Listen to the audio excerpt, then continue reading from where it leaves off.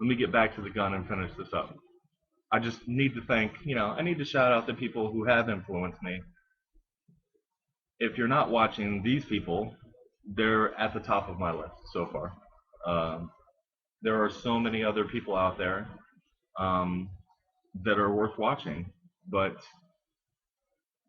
if you're a general YouTuber, you have probably watched a ton of those people. Let me move on. This gun has a ton of holster wear all along here, around the front, around the back. This gun has been, it's not beat up, it's been used, it's been carried. And when I say holster wear, maybe y'all like it, maybe you don't, I don't know. But for this firearm and for the size that I am, my holster is the third pocket in a pair of jeans. Now, just because I say this fits in my jeans third pocket doesn't mean it's going to fit in your jeans third pocket. They're different manufacturers, possibly, and I'm a big boy. And I'm pretty sure that when I lost a good bit of weight one time, that I got down to a pair of pants small enough that this did not fit in the third pocket. And you might not, you probably never thought too much about the third pocket, but I think it really is sized differently for how big your pants are. Never fallen out once, never had a problem. I do have a Galco holster for it. I have occasionally used it, but primarily this wear is from just being rubbed up against jeans. Smith & Wesson says there are only 3 places to lubricate on this. 1, back on the rail slide, 2, other slide, and 3, barrel. And I'd have to agree with them. I've never done any extensive lubricating of this firearm. I haven't even really maintained this firearm that precisely or well as I do my current firearms. It has taken it. It has. I'm going to have to say, when I talk about any firearms and malfunctioning, I'm going to have to omit the one day that I let one person who is not familiar with firearms, and this guy was just a magnet for malfunction. You want to get your gun that's never malfunctioned to malfunction, put it in somebody else's hands who really is not that schooled with firearms, and all of a sudden, bad things start happening. For me, this firearm has never malfunctioned once. I'm pretty sure that on that one day, he found a way to get it to jam once. It could have been a different firearm. I really wasn't, I'm not that concerned. The gun is flawless. It has never malfunctioned. It has never failed to eject, failed to feed, failed to fire. It's 100% reliable. The only thing that's not is this is the takedown pin right here. This is the only thing you mess with to take it apart. You pound it out, pull it out, and you pull the slide forward, off the barrel, everything comes off. Pretty much Glock-like. When I first started putting this pin back in, I was being a little bit anal about it being perfectly centered. And I think I even had a dream once or twice about it not being perfectly centered. And that just never happened until recently. I think it was the last time I was at the range, and I put a couple hundred rounds through it. I didn't notice, but this pin started backing out on the other side a good bit. I mean, the pin was about almost all the way out. The gun was still firing. It just kept firing, even though I wasn't paying attention to the pin coming almost completely out. Finally, when I was done and putting it away, I noticed it and was like, wow. The only way to remedy that, as far as I know, is to possibly maybe Duracoat this to get some thickness on there, or Cerakote it, or something. I think that would make the diameter of it slightly larger, just to where it would not back out. But the backing out again, it only happened after like 100 rounds at least. Uh, there's no way that that pin's gonna just back out on you in the self-defense role. It's just not. Um, I can see right now my video is going too long already, and it's just gonna have to be two parts. So when I said there's not gonna be any editing, well, I guess I'm gonna have to break it down to part one and part two.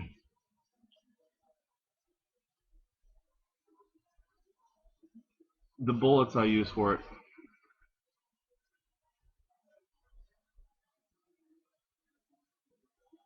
are the old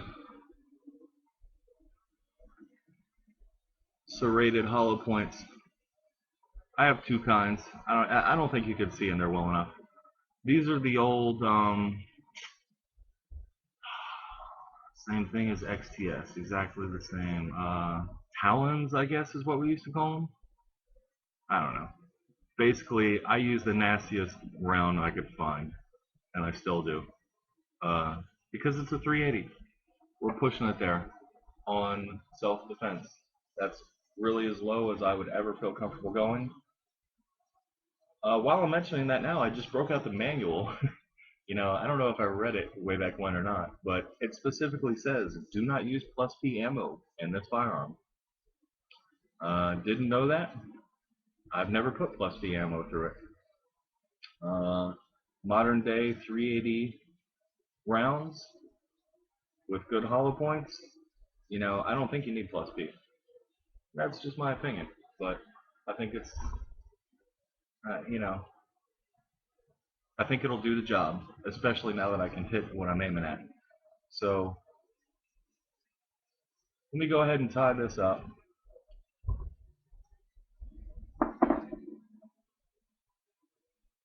There are no safeties on this firearm other than, I guess, the trigger. There's definitely not a thumb safety release here. There's also no slide catch or slide release. It just opens up and you have to hold it back.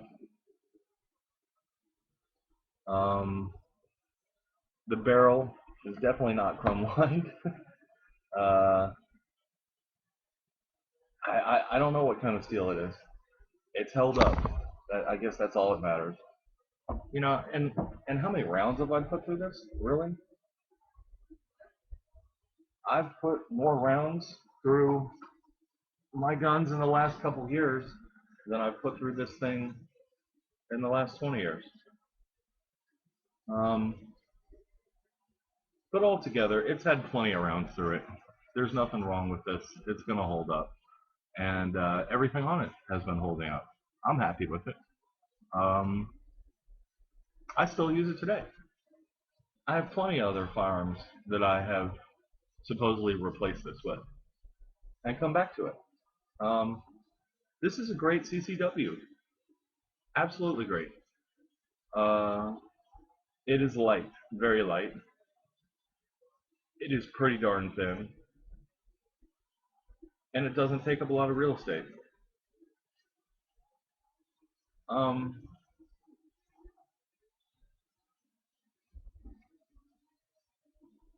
the extractor or ejector is right here. Never had a problem with it.